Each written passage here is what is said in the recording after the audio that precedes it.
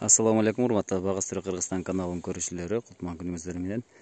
Көпчүлүк бактын ичиндеги көбүнчөсү чөптүн арасында калып кеткен алма, өрүк, дарактардын туурасынан кесилип кеткенине күбө болобуз.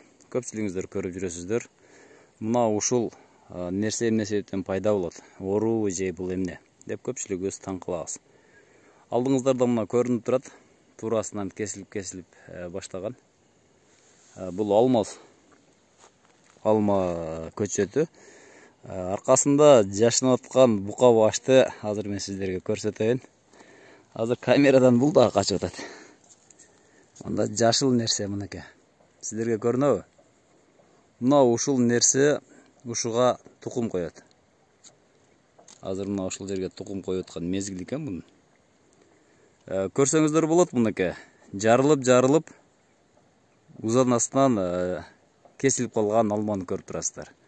Бул ушул учурда күздөн баштап жумурткасын ичине коюп коет. Анын жазында көп ичинен куколка чыгат. Так, мынакей айланып качып атат. Бул эле камерадан качып атат.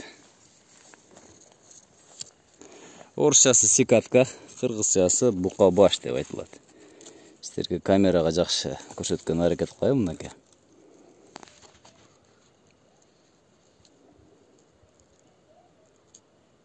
Так, мына ушул жандык сиздердин көчөттү бүтүндөй тилип ичине жумуртка коюп коет. Бул жаз келгенде мындай бассаңыздар пырс деп ичинен өлгөндө пырсылдап үн чыгат. Мына ушул жандык бүтүндөй жаңы бутакка ушинтип жумурткасын коюп чыгат. Мунун күрөшүү чарасы. Муну актап койсоңуздар болот, кое албай калат. Же болбосо инсектицид менен чачып кое турган болсоңуздар ичинде өлөт. Же эрте жазда сиздер медный купорос, жездин тузу же ушундай эле темирдин тузу менен дарыласаңыздар дагы булар жок боло турган нерсе. Сиздер менен Багыстыры Кыргызстан каналы болду.